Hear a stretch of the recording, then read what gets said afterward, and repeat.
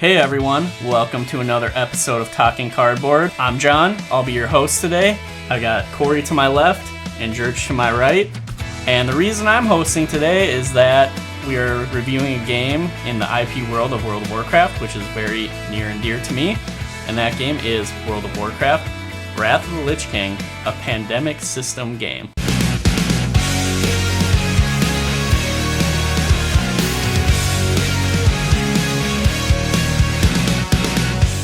Alright, so in front of me here we have the game laid out, and quite honestly, it's not much different than your typical pandemic game.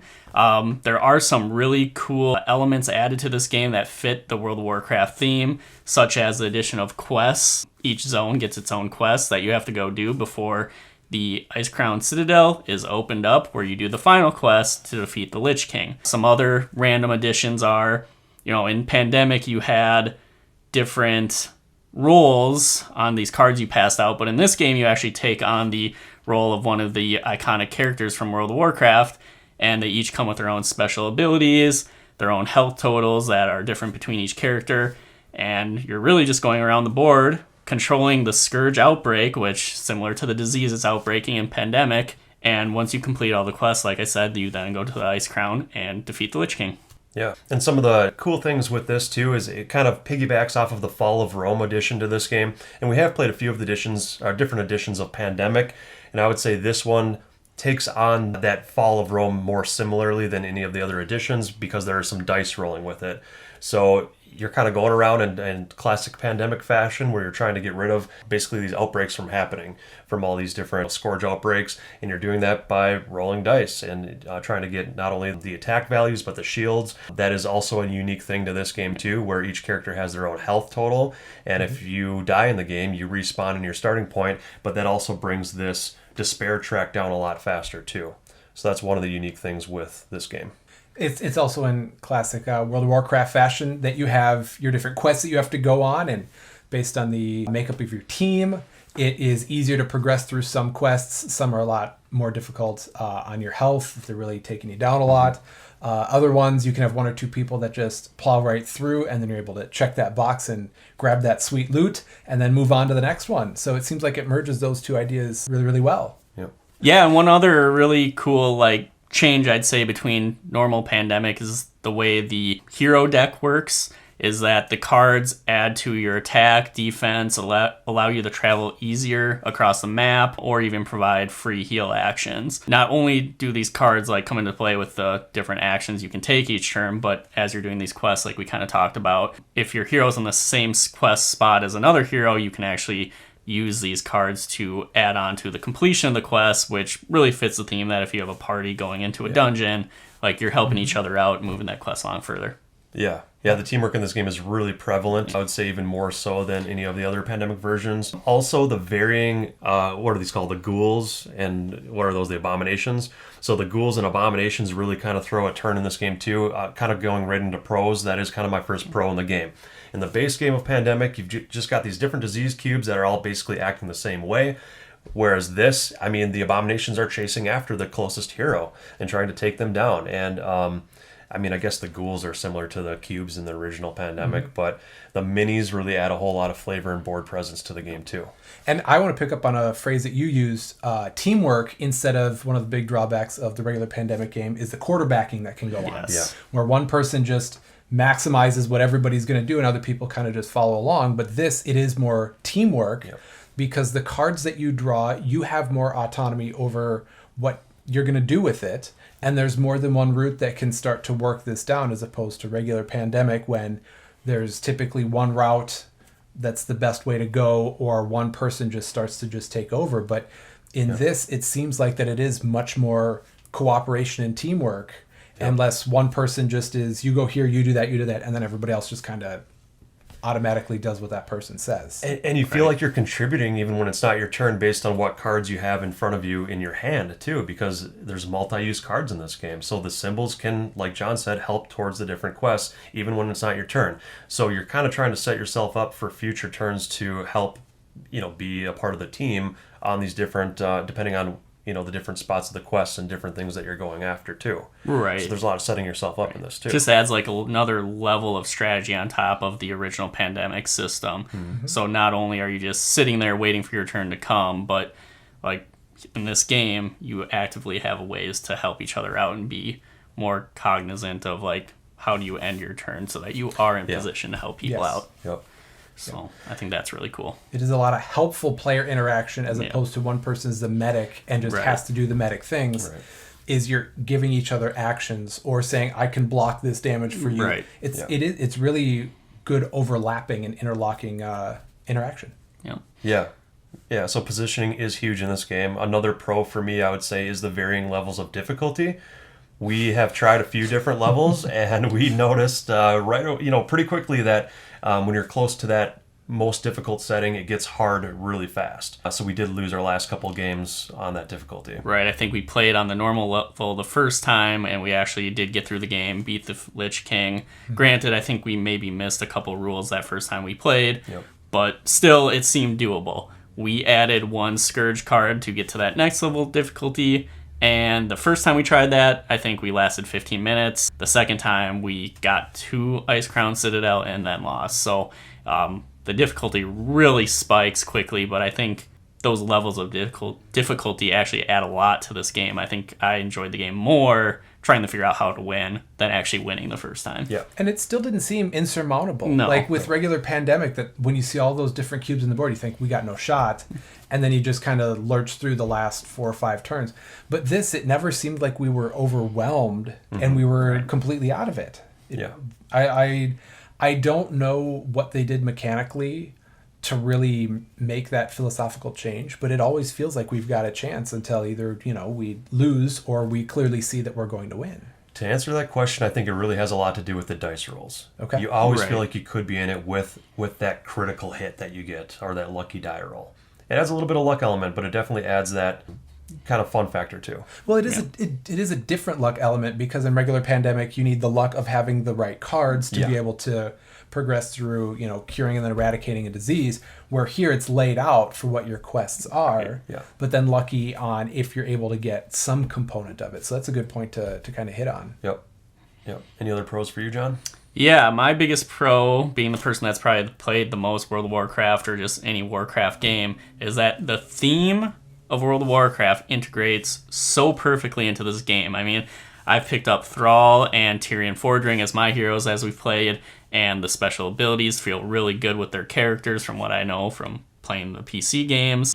The quests feel great. I know these locations on the board. I know the quest zones we're going into, and just the theme really brings a lot. And if you're a fan of Warcraft, you're going to like this game no matter what. Mm-hmm. Definitely, and I would like to add that I'm not a fan of Warcraft. I've never played Warcraft or World of Warcraft, and I still really like it. And I like all the heroes and characters regardless of if I know them or not, because the abilities are different, very asymmetric. I feel like you could have a different experience choosing the different abilities each time. So, John, do you feel like that there's been some World of Warcraft lore or content that's kind of like meat that's been left on the bone with this? Because that was kind of my drawback, my con for this game, is I felt like, as somebody who hasn't played a whole lot of World of Warcraft either, I do know that there is loot or there are ways of like leveling up your character and getting stronger that I feel like this game kind of doesn't really have. Do you feel like that's not incorporated enough in this game? Right, I'm kind of on the fence on that. There's definitely things from the RPG aspect of World of Warcraft that are not here, like gaining XP or getting items as you defeat enemies or completing quests. You do get one additional card for each quest that's completed, which will get you 3 of these special cards throughout the game. But they're powerful, but it's not like your character or your team's progressed really. And I would say, that's a con, but again, sticking to the theme of pandemic, maybe that was too much for them to actually incorporate into the game. I don't know. There's probably ways you could think of something, maybe even like an ability you could trigger after so much XP gained and keep it simple. And I guess to add on to that, kind of talking about cons here, is that this game is geared a little bit more toward being simple or more not as gamery.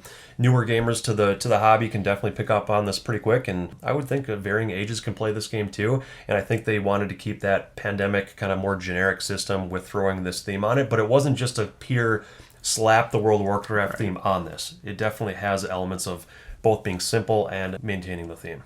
But it feels like that if they wanted to up the complexity of it or add that layer in, that could be a lot like Zombicide then, right? In terms of the XP system or things like that. Yep. But then maybe it's weighing down the game too much, because this game is pretty light, I would say, right? Yep. And we're able to dive in and just enjoy this entire experience without it having to be very weighty. Yep. Right? So, I mean, if we're trying to add in those types of elements, it might be weighing down the game a little too much. Mm-hmm. Or room for expansions. Yeah, right. That's a good point. For those who are more hardcore, they could pick up an expansion that now, like you said, adds some kind of XP element, and whether that's an ability for each hero that they get or just a general ability for the whole game that you can trigger on anyone's turn or something. That could be pretty cool, I think. And there's a lot of IP that they could be mining into that would really help with that. And that's also brings me to another, I don't know if con's the right word, but another opportunity for growth is it didn't seem like there were a whole lot of characters to really choose from. There are 8, I believe, or 7 only. 7? Yeah. Okay. So there's not a whole lot of variety. I mean, it gets the job done, and all the powers that each of them have are different enough. The starting locations are varied, so it doesn't hamper the game experience that there is that, but it just seems like there is so much opportunity for them to have such a huge catalog of characters and abilities to really make each gameplay a lot different. Well, and of course, with a world as big as World of Warcraft, and for however many years it's been going on, there's going to be that room for opportunity growth. But I feel like as a base game, there's enough variability to where it feels fresh every time, at least for the amount of times we've played, and I think it feels pretty well balanced too. Based on the difficulty that you're doing. It's not like one strategy is going to kick all other strategies or anything like that. Or one character is necessary to win. Yeah. Although I will say, now that we've played it a few times, it does make more sense how the characters interact, and maybe there is like some ideal type of party you'd want with your group, but could be. Overall, I'd say every character has strong abilities that are going to help you towards the final objective. So agreed. All right, so let's kick off the final ratings. Let's start with Church today. I'm going to go with a 7 on this. It's not because I didn't like the game. I just thought that it was a little too simple and there was a lot more complexity I wanted to have. It's always fun when we play. I'm excited to play this, but if I had the opportunity to suggest playing a game, I wouldn't suggest this one. But it was very easy to learn, to jump into, and to really have a good time. So a 7. How about you, Corey? I'm going to agree on Church with some of the comments, but not the rating. The comments that it is easy to jump into, easy to play. I do like that all different types of gamers can get involved and play. The setup, is just like regular Pandemic 2, where you're flipping some cards and seeding the board with different ghouls and stuff like that. So I think the ease to jump into it is there. And the ease of gameplay and kind of the more generic, the way you quest and that sort of thing, wasn't really as much of a turnoff for me because I know what the game was set out to do. So my rating is a 9 out of 10 for this game, given all those reasons. I think it can hit the table a lot more frequently, for me at least. Not necessarily having to bring it to like a gamery type group every single time. I can show family or my wife this game too, and just some more non-gamers I could see them really enjoying this game, and that adds a whole nother point level for me for that. I do agree that some expansion content or something to make it a little bit more gamery might make it more interesting for me, and maybe the replayability value will drop with more consecutive plays. We'll have to see and wait and see, but my rating right now is definitely a 9 out of 10, and I am not a World of Warcraft fan, so that's pretty good. And I am a World of Warcraft fan, but I still would give this a 9. Pandemic scratches an itch for me, but it's really not my favorite system.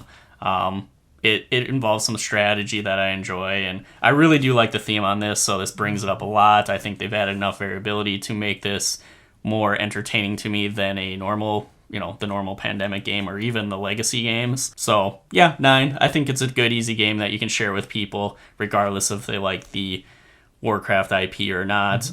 I really think all the models are really great in this, so that adds another layer of positiveness. You got Ice Crown Citadel. It's cool. I don't know. I really like it. And we haven't played all the versions of Pandemic, but maybe one day we can maybe try all the different versions and come up with a video of our ranking our favorite. But this is my favorite out of the systems so far that I've played. Yeah. I haven't played Pandemic Iberia, maybe one other one, but I have played my fair share of Pandemic, and this one definitely is my favorite out of the bunch so far. So there you have it. That is our review for World of Warcraft, Wrath of the Lich King, a Pandemic system game. Try it out, see what you think. And as always, if you liked what you saw here, subscribe, give us a like, comment below. We love interacting with our community. And with that, have a good day from everyone at Talking Cardboard.